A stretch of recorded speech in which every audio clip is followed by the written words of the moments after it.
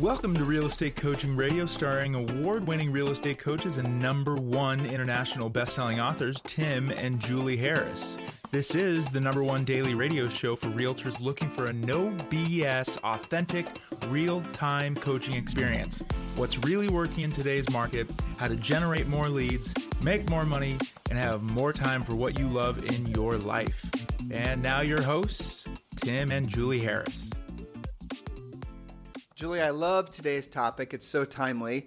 And it's 5 ways to get your buyers in contract this week. That's right, because we know, listeners, that you all are working with buyers. Yes, you are. Maybe you're not working with as many buyers with higher interest rates, but you are still working with buyers. So let's jump right into this if you're okay with that. Sure. And we're going to make 3 assumptions first, and then we're going to talk about 5 ways to get your buyers in contract this week.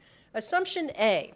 You have buyers in your pipeline who are both motivated and qualified. Some of them are even all cash buyers. You know they're motivated and qualified because you've used your Buyer Prequalification Scripts, and you also know which one of them also that have homes to sell. And as we talked with you recently, they also have signed their, of course, agency form and an exclusive buyer agency form. So these are committed buyers who are financially viable, who are motivated, who have realistic expectations. In other words, you pre-qualify them. These are your dream scenario buyers. That said, it is important that you never forget there is no such thing as a buyer that has to buy. A buyer can always stay put, keep renting, decide to stay in their mom's basement, all these other scenarios, right? A buyer is always going to have an option to do nothing, whereas as we teach you guys in Premier Coaching, there are going to be lots of examples of sellers that absolutely positively have to sell where keeping the property is no longer an option. But of course, we want you working with buyers, even if you are one of our seasoned, veteran, top producing agents who are selling hundreds of millions of dollars of real estate per year. And you have this, essentially, you figured out the real estate game. You now can teach it backwards and forwards. We always want you to have 2 or 3 really great buyers, because buyers absolutely positively keep you on the forefront, on the ragged edge of what's happening in the market as far as new listings. Showing great buyers, especially ones that meet all the criteria of the pre-qualification and have a great price point, it's a no-brainer, no matter how successful you are, how big your team is, how big your brokerage is, because it's going to let you know what's going on in the marketplace with competing listings. Or frankly, a lot of times you'll see that buyers' preferences start to change. All of a sudden, you're going to see people no longer want granite or even quartz countertops in that color. You're going to see what's actually happening, which will make you a better listing agent. That's right. So again, our assumption is that you know exactly what price range, neighborhoods, and criteria that these buyers are looking for. If not, get back to work and use the pre-qualification questions in the scripts. You get those at Premier Coaching. You can go to premiercoaching.com, sign up for free, get your pre-qualification scripts. Because again, we're assuming that you have done this work. You know their price range. You know what they're looking for. Now, assumption B, your buyers are not actually in contract yet because either they keep losing in multiple bid situations or you can't find them a house that meets their criteria. Assumption C, you're motivated and ready to get into action. You're tired of the hamster wheel of showings, bidding, and missing out. You're tired of waiting for inventory to show up that makes sense for your buyers. Now, if all of these 3 assumptions are correct, we can get to work on 5 ways to get your buyers in contract this week. Make sense? Right. And these are the things, I'd say these are maybe a third of the things that we've been seeing and experiencing and coaching all of our top agents to employ immediately. And all of our real estate coaches, these are the ways that they keep their agents, frankly, transactional, because despite what you might believe, there are still agents out there that are making hundreds of thousands, if not millions of dollars per year in this market. We have a lot of agents, and I know a lot of you are listeners who are also Premier Coaching clients or in one of our more advanced coaching programs that are having your best years ever, and you don't understand why everyone isn't also having their best year ever. It's because you guys already know how to actually be proactive in this market where everyone else is passive. That's right. So 5 ways to get those buyers actually in contract, actually pending this week. Point number 1, create a wanted flyer. This is something that the coaches work with our clients with a lot. We call this the wanted flyer for each of your buyer clients. Wanted, your home for my pre-approved or all cash, whichever the situation is, highly motivated buyer clients. Describe your buyer's needs and price range as well as their desired communities. Be specific. If they need a single level floor plan, then say so. If they have a specific school district, state that. So here's an example. Wanted, your home for my all-cash, very motivated buyer clients. This family is looking for a 4-bedroom, 3-bathroom home, ideally in Albany Woods. A fenced backyard is a plus. Flexible closing date, looking up to $750,000. Call me today if your home is a match. Don't use the buyer's names, but do be descriptive so it doesn't look like generic realtor advertising. So we're going to give you an advanced idea on that too. And we teach you this in Premier Coaching, and actually in Premier Coaching, there's samples of what I'm about to describe. So now all of you will have some version of a local newspaper, something that gets delivered. And I know in California, it's usually full of coupons, but in most of the country, there's a local newspaper that advertises or not advertises, but writes stories on the high school football teams. The small paper, not the ginormous paper. Right. Or the school lunch, that's going Yeah. on, or the community activities, right? There is going to be a local paper like that, and it's usually delivered right to people's doors. Now, in that local paper, don't take an ad out. It's really expensive. Do insert a flyer into the paper. They'll do that for you. And it's usually cents, like less than 10 cents, sometimes less than 5 cents to have it done. And do use a bright, obnoxious color.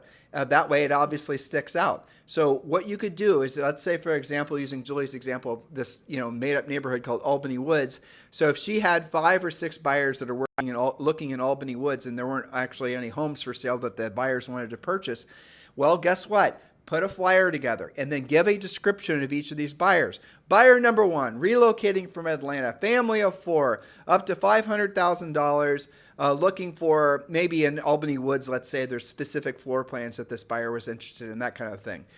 Buyer number 2, buyer 3, 4, 5, right? And give descriptions without, as Julie said, giving names. And then what you will discover is the sellers who are thinking about putting their houses for sale maybe in the next 6 months or 12 months are going to raise their hands and say your home or my home is a match for your buyer number 3. And the other thing you'll see are the owners, knowing that their neighbors are going to be putting their houses for sale, will also tip you off. So this is a very proactive way to find homes for sale. Well, frankly, to find sellers that would like to sell their homes, and you now have a buyer that wants to buy their home. It is a perfect love match, which will save the seller a lot of frustration and time, and at least gets the ball rolling for you to then get a listing, but also it gets the ball rolling for you to sell your buyer a house. We have seen, and we've given examples on our podcast, of agents who are doing exactly like we just said. They're door knocking, giving the flyer out, they're inserting into the local paper or whatever, who are doing multiple transactions, and just because of that one idea are having their best years ever. Oh, yeah. Absolutely. I mean, I have one of my elite coaching clients, one of my one-on-one clients, who has created over $150,000 worth of incoming commissions, just like doing these points, using the wanted, looking specific needs for specific buyers. I think it took her about 2 weeks to put that much money together. And she's not selling $3 million properties. These are all like $700,000 to $900,000. Well, Matt in Michigan, who I know is a listener, Michigan hey Matt. Yeah, Michigan Matt. Well, I think, he told me about this 2 weeks ago. I think it was either 6 or 7 transactions. He had somebody that wanted to live in a neighborhood. There were no houses, air quotes, for sale in that particular neighborhood. He went out and door knocked, found that the seller, after not very many doors, had a house that house that they wanted to sell, and then the ball started rolling. And then they wanted to move up, and then One obviously thing leads to the next. Exactly, and he ended up doing 6 or 7 transactions, not directly from that from that chain of transactions, but directly from that door knock. This person referred him to this neighbor and this, and the other thing. All from actually having knocked on the door. Now, knocking on the door, that's a very low-tech way of getting in front of people. But Inexpensive. It's certainly inexpensive, but it's also incredibly powerful in this marketplace when you're being proactive. When the neighbors see you being proactive, I do not care if Betty Bebop, who's the number 1 listing agent in that marketplace forever, who everyone gets her flyers and her forget-me-not seeds and all of her whatever.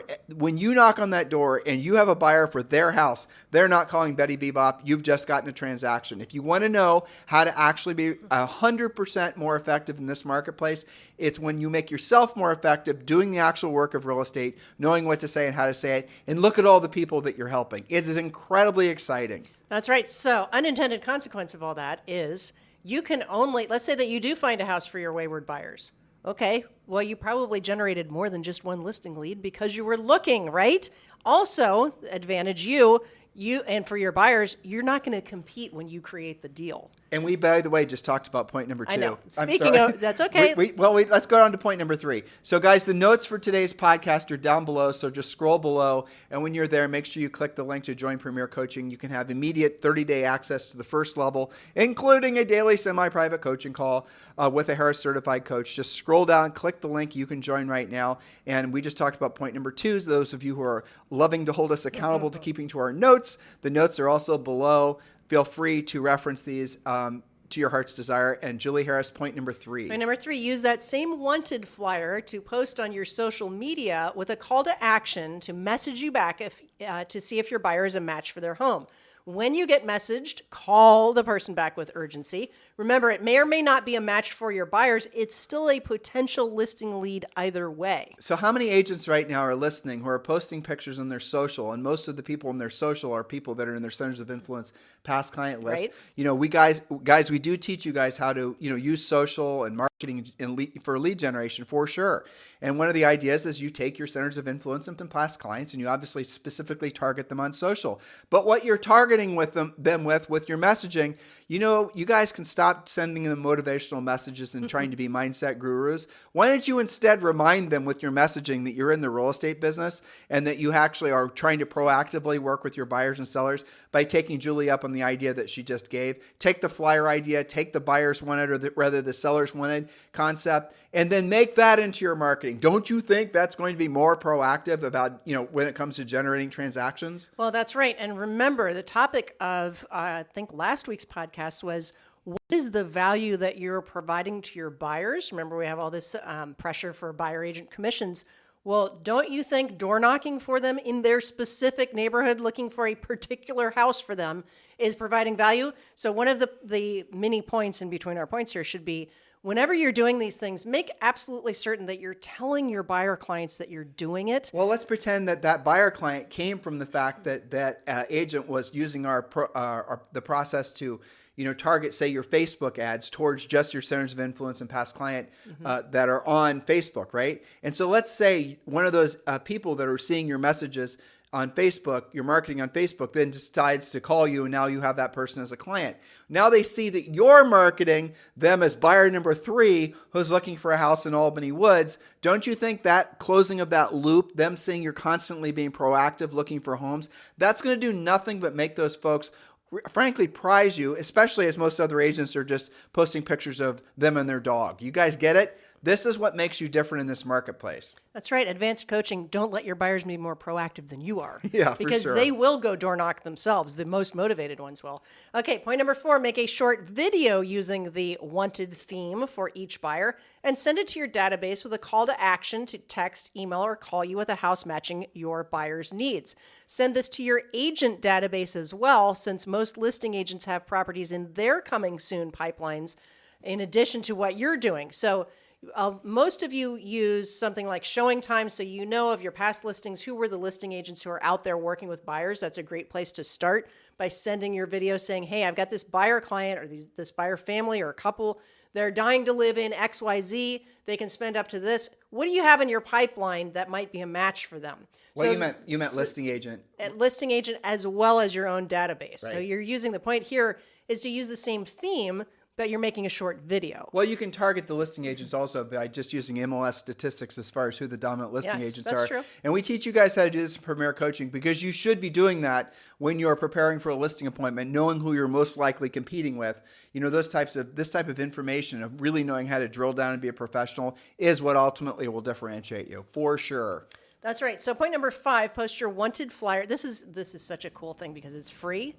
And I have just so many examples of this working. It's uncanny. Post your wanted flyer on nextdoor.com / the name of the neighborhood, right? So when we lived in Georgetown, it was nextdoor.com / River Chase. You guys mostly know about this, as well as any other neighborhood Facebook pages, WhatsApp groups, etc. I have lots of examples from coaching clients who have done this, who get an immediate listing lead. Like they posted and 5 minutes later, somebody on WhatsApp says, yes, I just found out I'm getting relocated. Come and talk to me. Well, drilling down on what Julie just said, thinking, and a lot of you already know about this, or maybe you don't, it is abnormal for a neighborhood not to have somebody who put together some sort of neighbors only group, whether Yes. it's on WhatsApp or, as Julie just said, Facebook.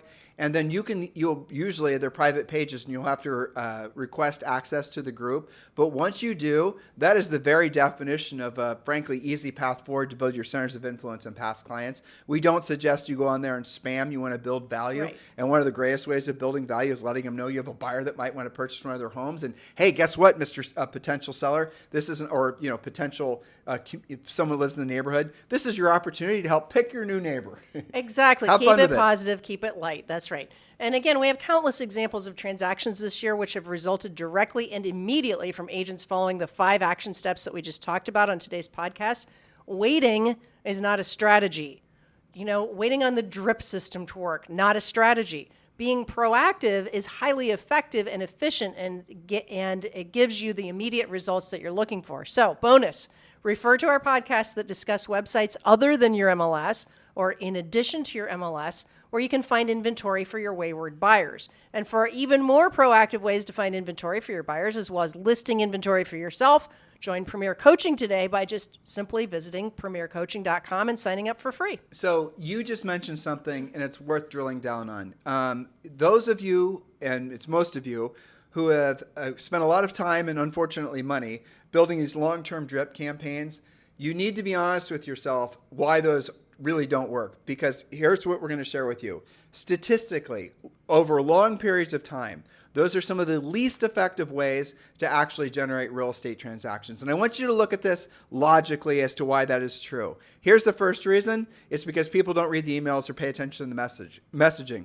Second reason is that the folks in your list that you're sending all this marketing stuff to, and maybe it's new listing stuff to and whatever else, they're getting that same information from 1,000 different sources. So you've got to assume that the long-term lead follow-up is not the solution for you to build a stable, ever-increasing real estate practice. The best thing for you to do is, if you have a big database now, make it a challenge to go through and call on the phone, voice to voice, every single person in your database, and use our scripts and find out exactly what their motivation is. And you're going to discover several things that you will then now know that, Tim and Julie are telling you the truth. You're going to find that they weren't interested. They don't know who you are. You're going to find some of them, not many of them, did another transaction with somebody else. In other words, you put them in your drip campaign, whereas the reality of it was, had you called them, had you pre-qualified them, had you been proactive, you could have sold them a house a year ago. A lot of that is what's going to come as a result of you doing the real work.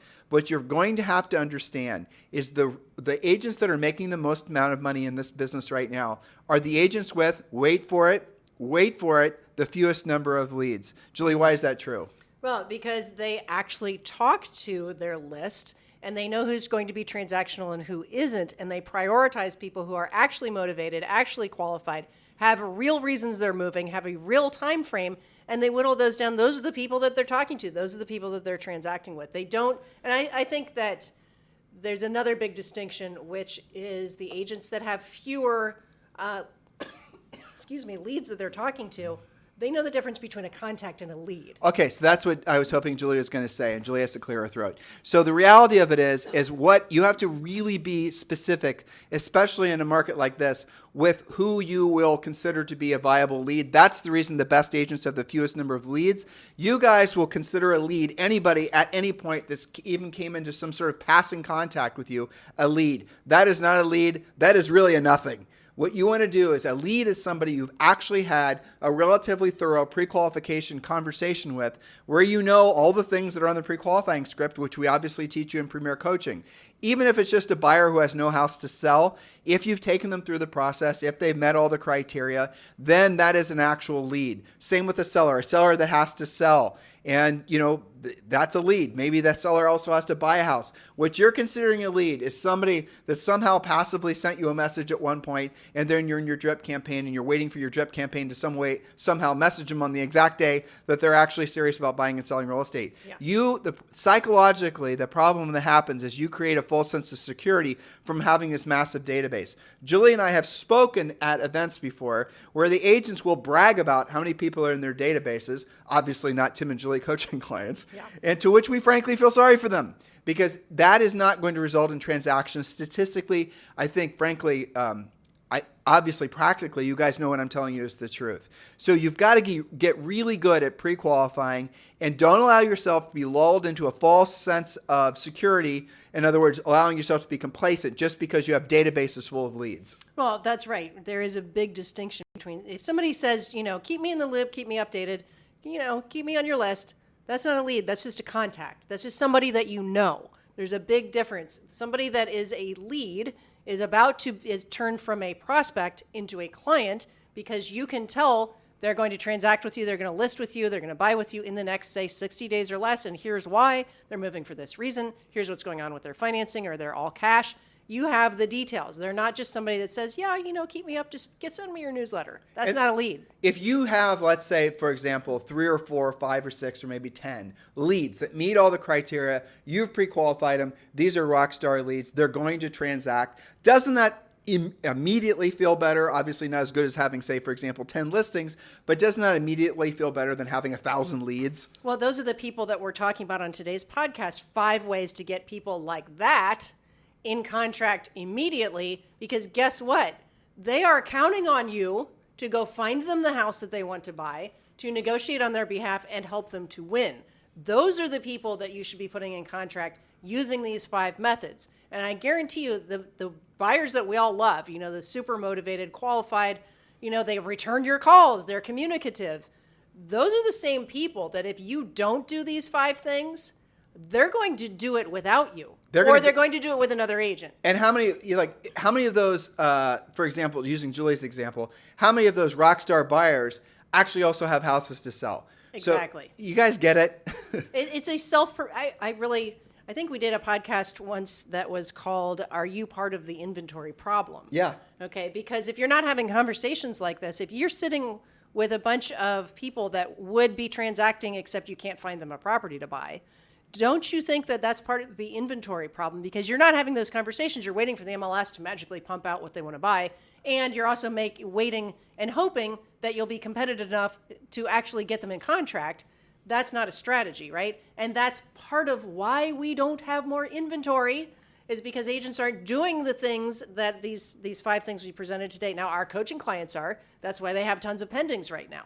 But the agents out in the wild, by and large, are not being this proactive. Thus, it is a self-perpetuating inventory slide. You guys get it? It's not all just the magic of the market. Those of you who get it, listening to what Julie just said, you are massively excited because you realize maybe for the first time in your life, at a higher level than probably you've ever experienced before, you can actually control your destiny. You can actually proactively follow some relatively very basic, simple things and go out and generate an endless amount of opportunity, whereas other agents are just waiting around for something to pop up on their MLS. Right. Yes, and they'll continue to wait, and some of them don't have the time to wait, and they're just going to go away. None of you guys listening are allowed to act like that. You all have to lead the way forward. You can't be real estate roadkill. We won't allow it. On that note, don't be real estate roadkill. Thank you for keeping this #1 listen to daily podcast for real estate professionals in at least the United States. We certainly appreciate all of you tuning in every day. And if you have not yet done so, please do give us a 5-star review and a comment as to why you like the podcast on iTunes. We certainly appreciate your continued support. We'll talk with you on the show tomorrow. This podcast is a part of the C-Suite Radio Network. For more top business podcasts, visit c-suiteradio.com.